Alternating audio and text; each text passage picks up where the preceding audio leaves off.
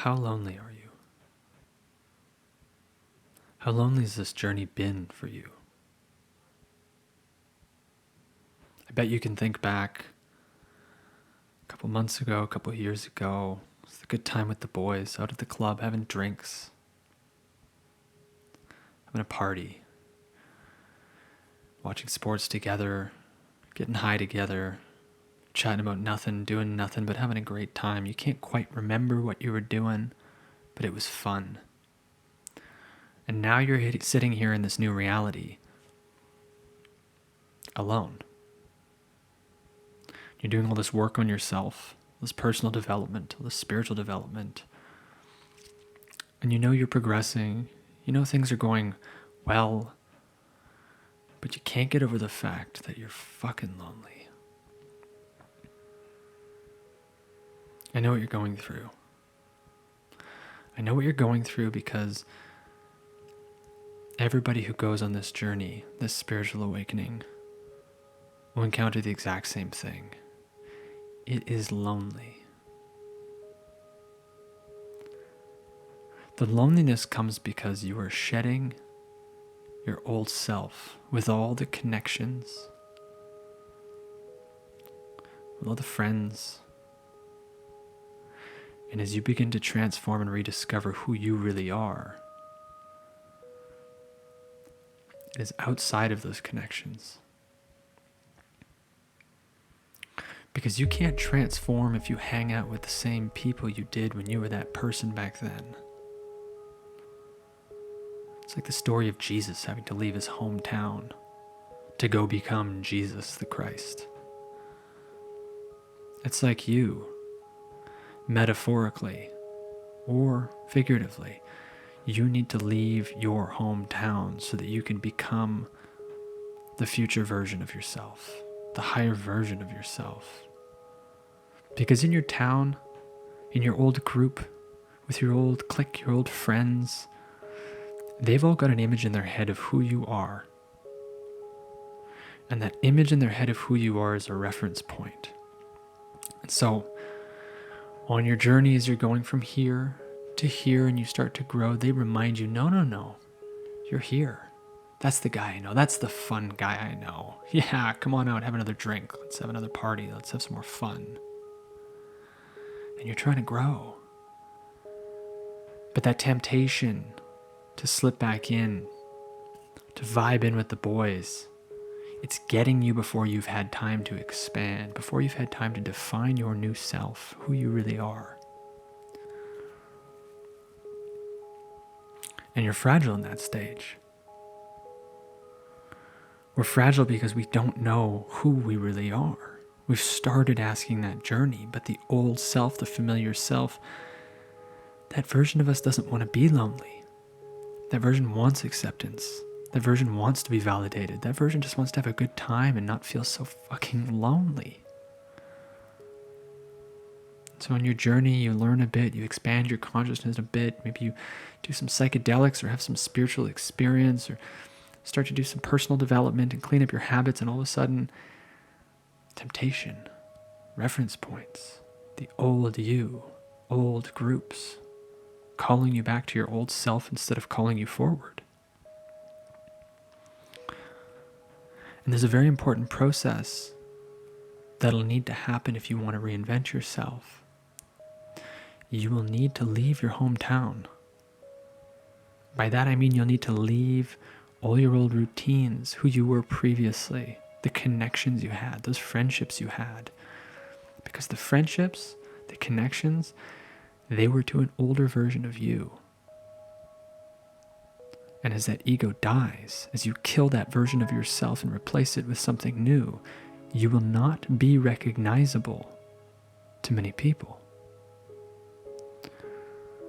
The friends that do stay along this journey and don't hinder you and actually support you, those are good friends. You can hang on to those. But like many people, you might have to separate from every single one of your friends for a time, maybe forever, but for a time while you figure out who you are. You have to leave that hometown so that you can go and reinvent yourself It's like going traveling. You leave high school, you graduate, you're 18 years old, you put on a backpack, you go traveling. All of a sudden you're leaving an environment where everybody knew who you were, and that idea they had in their heads has kept you who you are. You're Jim. You're the guy who likes to party a little too hard. You're Jim, you slept with so-and-so. You're Jim, you like to do this, you're not very good at this. That's not you. Jim isn't very creative. Jim is like this. Jim's a rough guy. Jim had a rough past. Jim's not going to go very far. Jim's going to stay in his hometown. Jim is... People who think they know you, when you don't even know yourself. But you're 18 and you throw in that backpack and you go traveling. And all of a sudden you wind up at a hostel somewhere across the world. And somebody you've never met before says, "Hi there, who are you?" And in that moment, you get to redefine yourself. "Hi there, my name's Jim. You know what? I'm a creative guy. I like to journal. I like to take photographs. I've spent all day sitting by the river eating a bowl of pasta, enjoying myself, thinking about how great my life is. I watched some singing, some dancing. Maybe I danced myself. My name's Jim. Who are you?" And you start to learn about who you are. And every single time you get asked that question, who are you? Who are you? Hey, who are you? What's your name? Who are you? Hey, tell me a bit about yourself. You get to redefine who you are. And it's a starting point. And nobody you meet is going to be able to tell you, no, you aren't, because they don't have reference points. They don't have preconceived notions about who you are.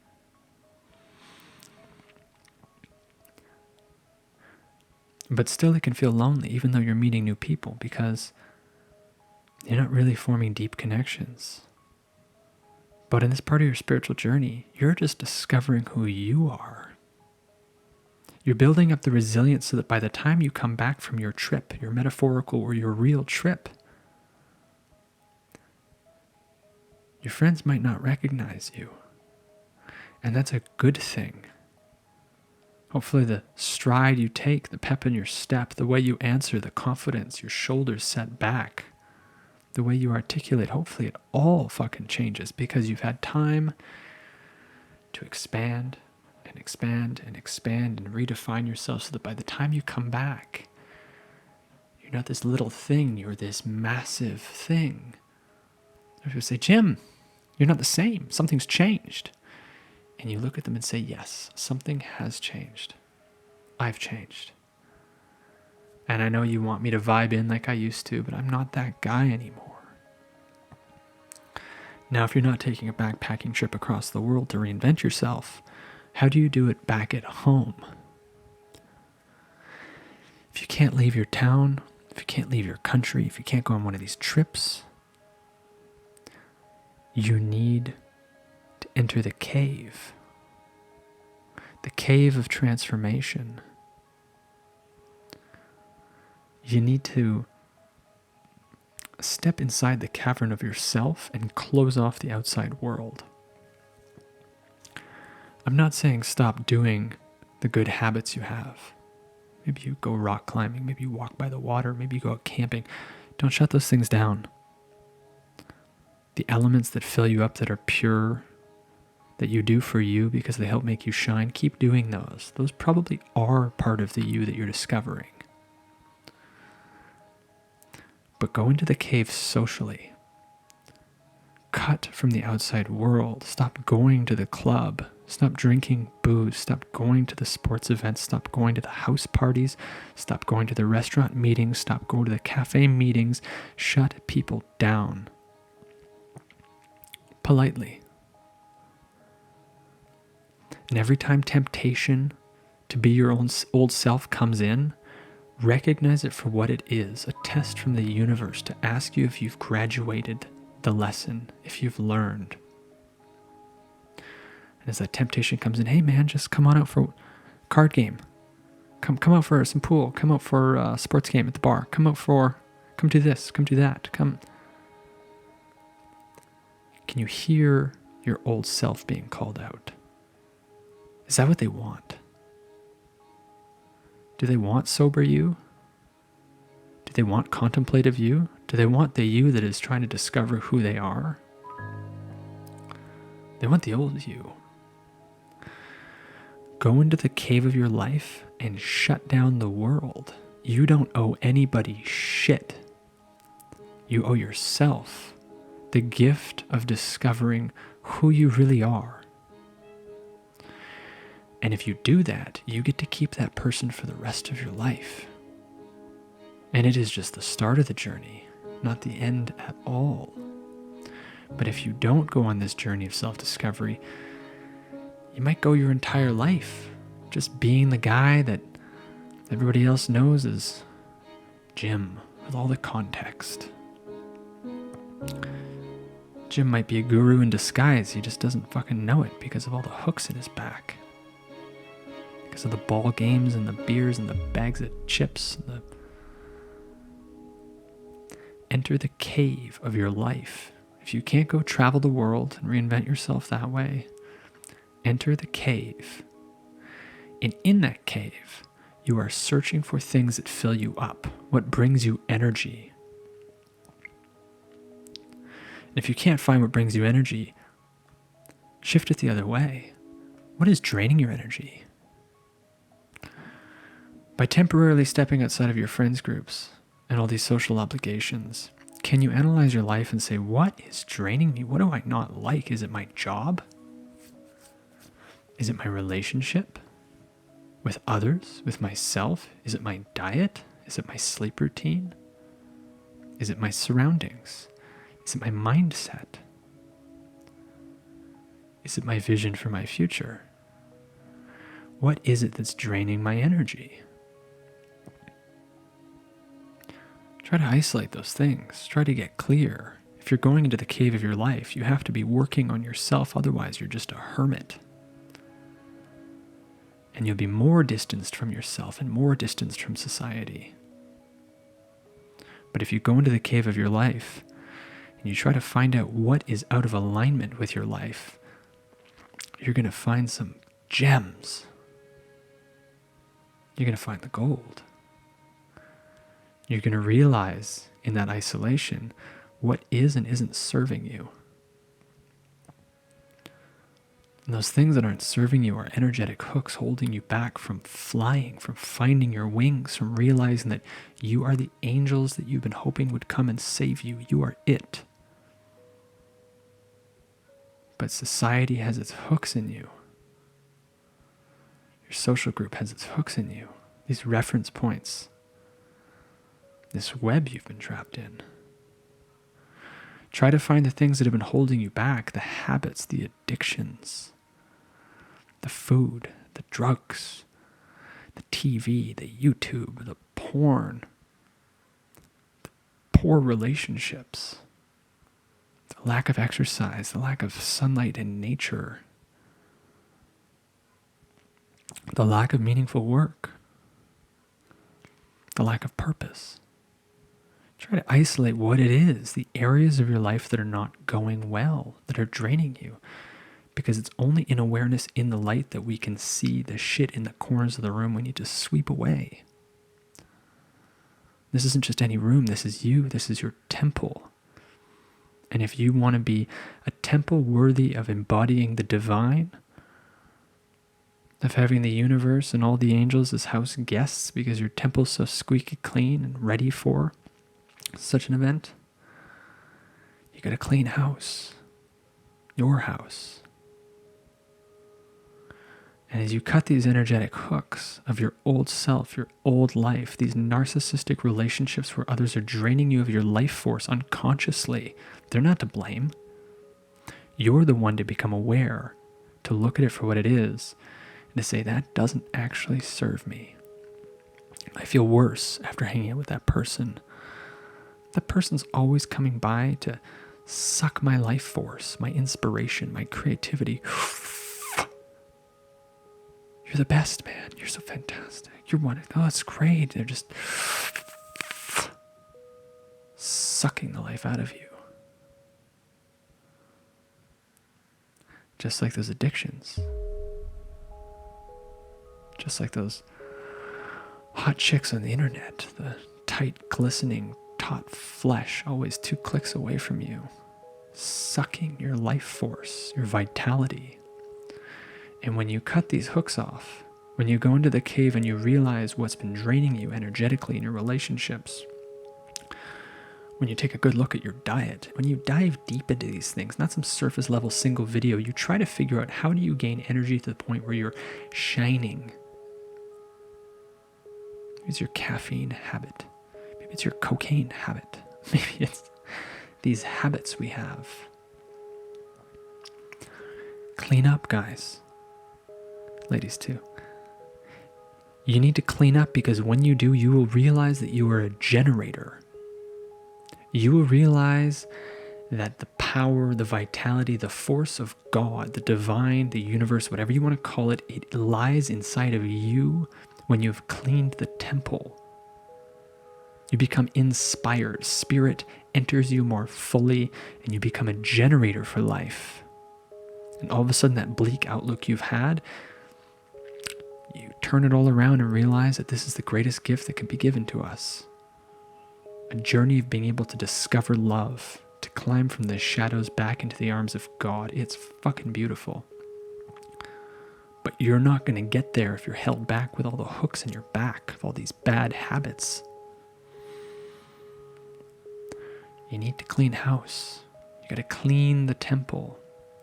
And if your energy isn't naturally shining without the caffeine and all these drugs that are doping us up and making us feel like we're full of vitality artificially, if you're not naturally full of life, it's because something's holding you back. I had a lot of check boxes on this path. Diet was great, relationships going excellent, spiritual alignment going very well, but there was something draining me that I hadn't analyzed. My job draining me, sucking my life force because of how I thought about it, because of how it's jigged, because of the fact that it was the only thing on my future timeline, the same job that I'm not loving. And so my future was a bit bleak. I didn't have my dream defined. And because I didn't have my dream defined, slowly I was being drained. Maybe you'll be at this job in the next 5 years. Maybe it's another 10 years of this. Maybe you'll make a bunch of money doing it and you'll get more entrenched doing it. But where's the purpose? Where's the purpose?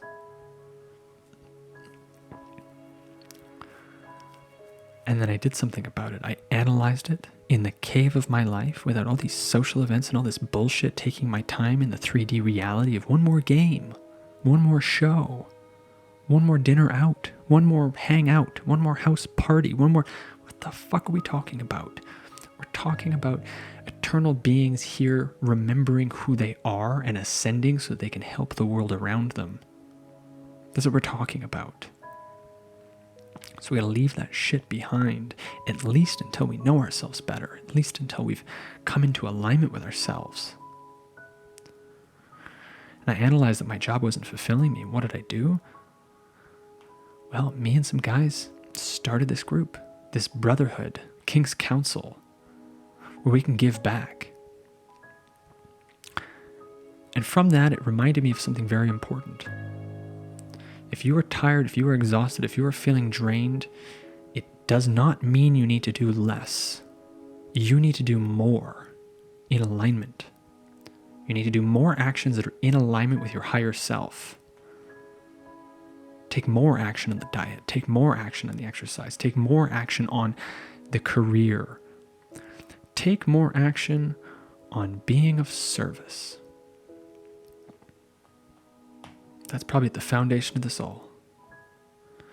Because when you do something, not because you have to, not because of the money, but you do it because you want to, you do it because it's the right thing, you do it because you want to be of service and you know that the energy you put out to the world is the energy you will get back. It is an act of love, an act of devotion. All of a sudden, your generator that's been unplugged and rusty as shit in the corner of your dirty ass temple gets plugged back in. And all of a sudden you're online. And All that time in your life, all those years you felt like you just don't have much energy. Your blood's like sludge because of all the shit you've been putting into your body, and your mind's like sludge because of your bleak outlook, because you're doing shit out of alignment. All of a sudden that generator is like a fire inside of you, and you have boundless energy to create because you feel like you're actually making a difference. And you can't control how other people receive your content. You can't control how other people receive your gifts. But if you are giving from a place of love and authenticity, it will feel meaningful. If you are giving from a place where you are proud of what you are giving, it will feel purposeful. And your energy will go through the roof. And I'm telling you folks, from cutting these hooks that have been holding me back, and from getting into alignment, and from starting this group, and from doing more, not less, I have gained more energy. And the synchronicities are winding up. And it's not just this group I'm doing. I've got pokers in the fire heating up. And I've got more I can do, and more I can do, and more, and I'm becoming stronger. And it's not about more reps at the gym. It's about purpose. It's an energy that has me up at night filming 4 videos in a row and eager to do the next and the next and the next thing and the next, because I have energy. And I realize that I am stepping into the most potent time of my entire life. And it's only because I've shaken the monkeys off my back. Give me 10 years at this pace, I'm going to be living my dreams. I'll probably get there a lot quicker. But now I actually believe that I will, because I can see them manifesting. I can see it happening. It's not coming from doing less, it's coming from doing more. And what is a king? What is a king? Well, the prince is the selfish one going around, hooking up with the ladies, getting caught at the brothels, out at the parties, out drinking booze with the boys, playing games at the horse races, the best nightclubs. Me, I'm the prince. I'm destined for great things, but not right now. For right now, I'm not going to worry about that. What is a king?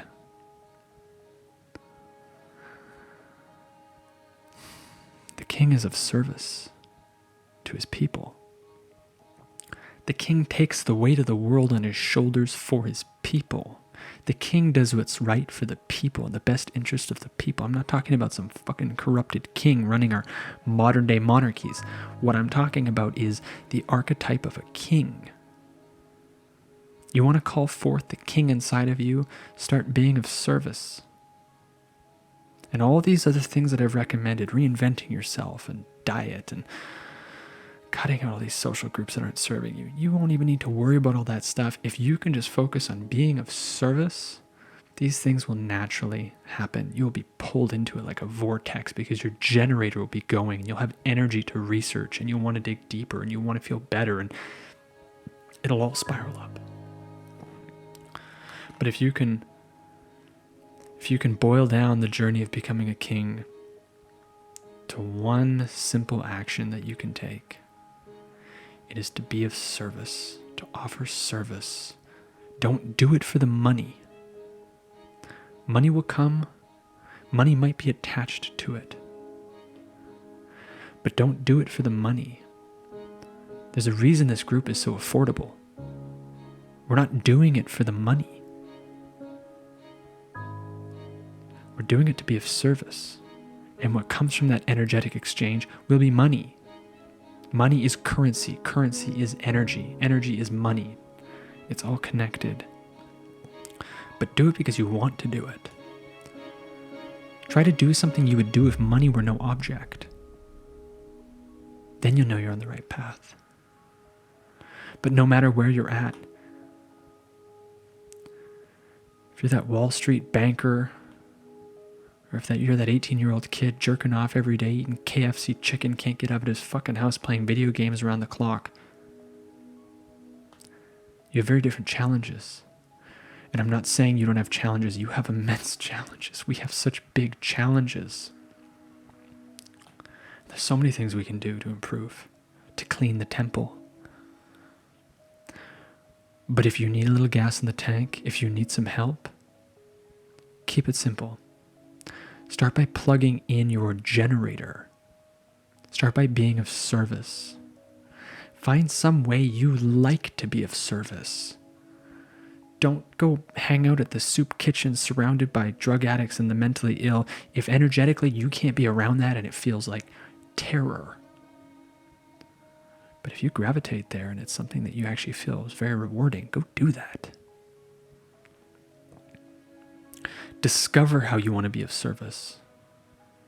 Simple acts of service. Start small. Doesn't have to be complicated. But if you can make it part of your weekly routine or your daily routine to be of service, and you can do that again and again and again and again, the universe will gift you in that exchange with currency, energy. Money will follow. Don't worry about that part. Do it out of love, a gift back to the universe.